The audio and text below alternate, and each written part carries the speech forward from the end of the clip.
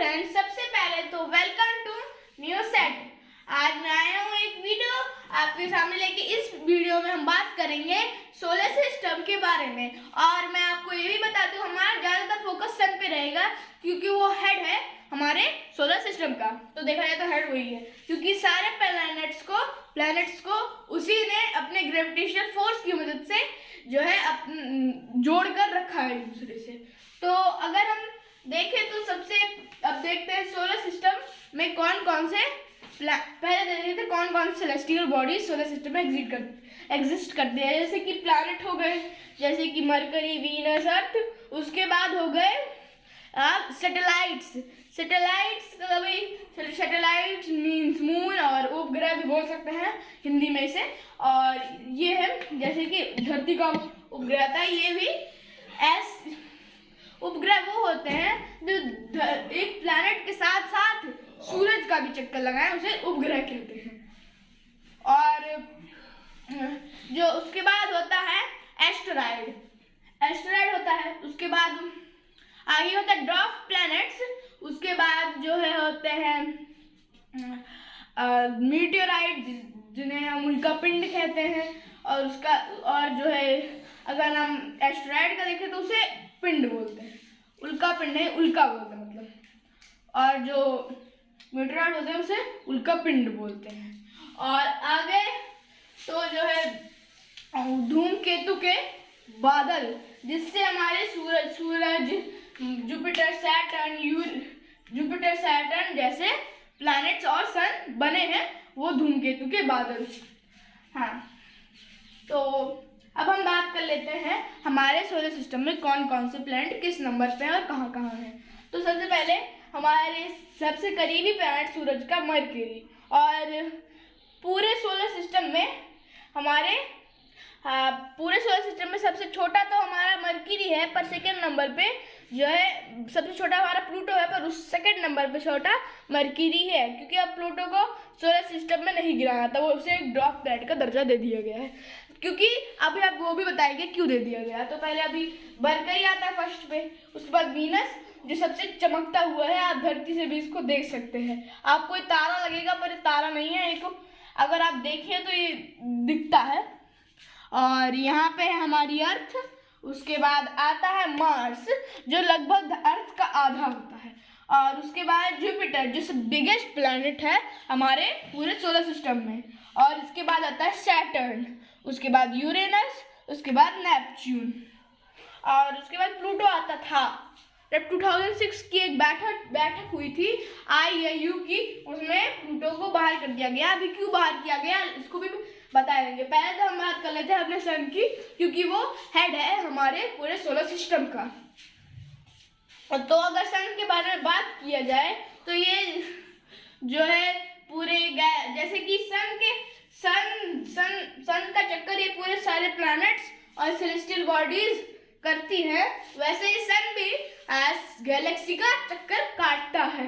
और हमारा सन जो है गैलेक्सी के सेंटर से जो है 27,000 लाइट ईयर्स दूर है।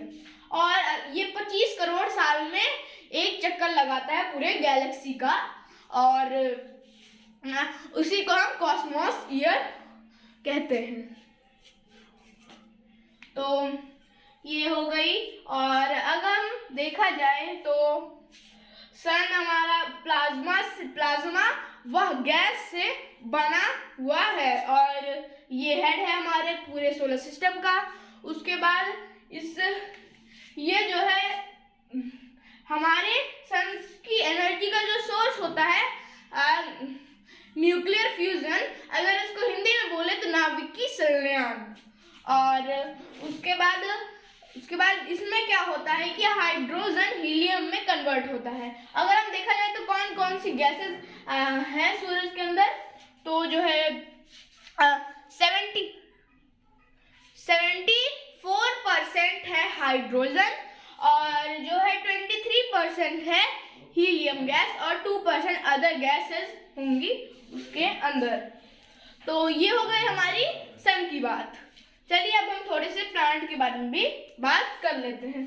जो है आपको प्लैनेट दिख रहे हैं, मरकरी, वीनस, अर्थ, और मार्स, इन्हें हम कहते हैं टेरेस्ट्रियल प्लैनेट। इन्हें हम टेरेस्ट्रियल प्लैनेट क्यों कहते हैं? क्योंकि ये सन के पास हैं। इन चारों प्लैनेट से कंपेयर करें तो ये सब सन के पास हैं। और अगर हम, और ये ठोस अवस्था में, मतलब एकदम ठोस अवस्था में है। तो ये हो गया हमारे टेरेस्ट्रियल प्लैनेट्स की बात। और अगर हम ये सारे प्लैनेट देखें, जुपिटर, सैटर्न, यूरेनस और नेपच्यून, इन्हें हम कहते हैं जूवियल प्लैनेट। जूवियल प्लैनेट जैसे कि जुपिटर और सैटर्न है, ये गैसीय अवस्था में है, और ये यूरेनस और नेपच्यून है, ये आइस से बने हैं। तो इन्हें गैस जाइंट और आइस जाइंट भी बोलते हैं। इन दोनों को आइस जाइंट बोलते हैं, इन दोनों को गैस जाइंट बोलते हैं।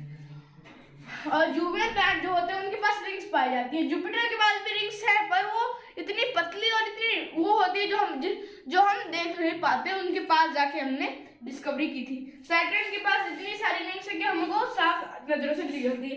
यूरेनस की आप देख सकते हैं पतली सी है। नेपच्यून की भी नहीं दिखती, पर उसकी भी रिंग्स है। और जो ये जूवियल प्लैनेट होते हैं और ये टेरेस्ट्रियल प्लैनेट्स के मुकाबले काफी बड़े होते हैं ये जूवियल प्लैनेट्स। और अब हम बात कर लेते हैं प्लूटो के बारे में। आखिर क्यों प्लूटो नहीं बन पाया प्लैनेट? तो अगर हम देखा जाए तो क्योंकि जो है जब आईओ की बैठक हुई थी 2006 में, तो आईओ का पहले फुल फॉर्म समझ रहे हैं, इंटरनेशनल एस्ट्रोनॉमिकल यूनियन, उसका फुल फॉर्म है। इस बैठक में बताया गया था कि जो है एक प्लैनेट अगर बनना है उसे तो क्या कौन सी पॉसिबिलिटीज पूरी करनी होगी। पहली कि उसका एक आकार होना चाहिए, कि एस्टेरॉइड जैसे नहीं कि टेढ़ा मेढ़ा हो, वो एकदम उसकी गोल शेप या फिर कोई एक परफेक्ट आकार होनी चाहिए। और दूसरा कि उसका एक मास भी परफेक्ट होना चाहिए और उसकी खुद की एक ग्रेविटी भी होनी चाहिए। इन तीनों टेस्ट में तो पास हो गया प्लूटो, पर उसकी ऑर्बिट भी जो है किसी और प्लैनेट को काट के नहीं जानी चाहिए, और उसकी ऑर्बिट जो है एक सर्कुलर होनी चाहिए। क्योंकि, और ये नोट मैंने लिखा है, क्योंकि जो है प्लूटो जो है नेपच्यून की ऑर्बिट को काटता था, इसीलिए उसे जो है सोलर सिस्टम के प्लैनेट्स में से हटाकर ड्वार्फ प्लैनेट का दर्जा दे दिया गया।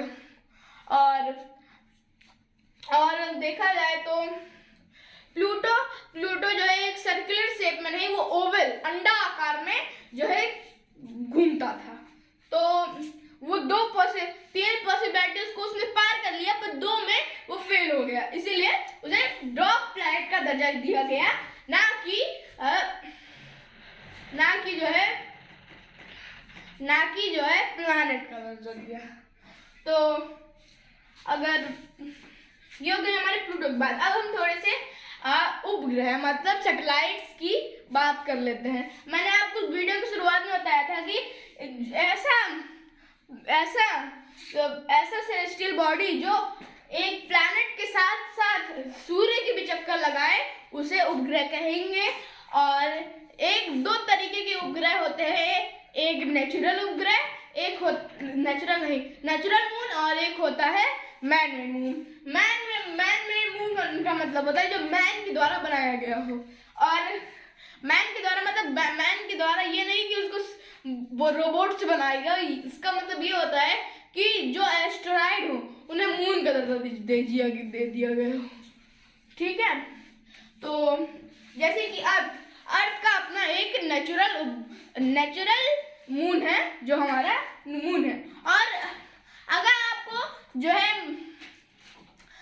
आपको मून का रियल नेम, हमारे चंदा मामा का रियल नेम आपको पता हो तो आप कमेंट बॉक्स के लिंक में इसका आंसर जरूर दीजिएगा। और वीडियो के एंड में मैं आपको बताऊंगा। आपको मैं 10 सेकंड देता हूं, आप जल्दी से कमेंट करके बताइए कि जो है मून का असली नेम क्या है। 1 2 3 4 5 6 7 8 9 10। तो अब हम आगे वीडियो में बढ़ते हैं। तो यहाँ पे अगर हम एस्टेरॉइड की बात कर लेते हैं, एस्टेरॉइड और मीटेओराइड।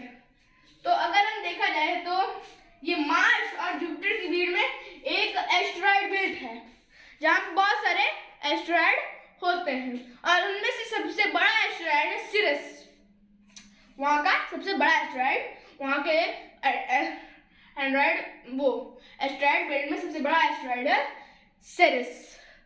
और सबसे छोटा, और मैं आपको ये भी बता दूं, अर्थ का, बहुत लोग समझते हैं कि अर्थ का मून सबसे बड़ा मून है, नहीं। जो है जुपिटर का एक मून है गैनीमेड, वो सबसे बड़ा है। और जो है मार्स का मून फोमोस, डीमोस आप सुने होंगे, उसमें से डीमोस सबसे छोटा है पूरे सोलर सिस्टम में, वो मून सबसे छोटा है। और जुपिटर का गैनीमेड सबसे बड़ा है। हाँ, और अगर हम देखा जाए, अब मैं कहाँ पे था, टॉपिक एस्टेरॉयड पे था मैं। तो जो ये बिल्ड है एस्टेरॉयड, वहाँ पे सबसे बड़ा कौन सा, सिरस एस्टेरॉयड है ना।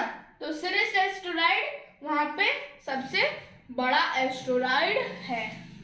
तो ये हो गई हमारे एस्टेरॉयड बेल्ट की बात। अब हम देखते हैं नेपच्यून के बाद जो एक और बेल्ट है, उसे कहते हैं क्यूपर बेल्ट। क्यूपर बेल्ट वो नेपच्यून के बाद पड़ता है, जिसमें प्लूटो रहता है, वहीं पे वो रहता है।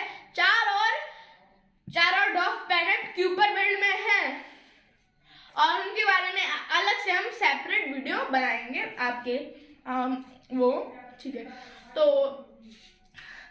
अब जो है अब हम, ये हो गई हमारे बात, और अब हम बात कर लेते हैं जो है धूमकेतु वाले की, जिससे हमारे जुपिटर और सन, यूरेनस, सैटर्न, ऐसे नेपच्यून, ऐसे सब बने हैं उसी से। तो अगर हम देखें तो जो है धूमकेतु के बादल सबसे पहले पता है जो है 5.4 बिलियन साल पहले, जब हमारा सोलर सिस्टम बना था, उसी के साथ सन बना था, और हमारा सबसे पहला प्लैनेट था जुपिटर। इसीलिए सबसे बड़ा बना, क्योंकि सारे गैसेस को ये अपने अंदर खींचता गया, इसी के वजह से इसकी जो है ग्रेविटेशनल फोर्स भी बढ़ गई। तो दिस इज माय वीडियो, और अब आप लोग कमेंट करके बताइए कि अगली वीडियो हम किस टॉपिक पर बनाएं। Okay, thank you and bye bye everyone.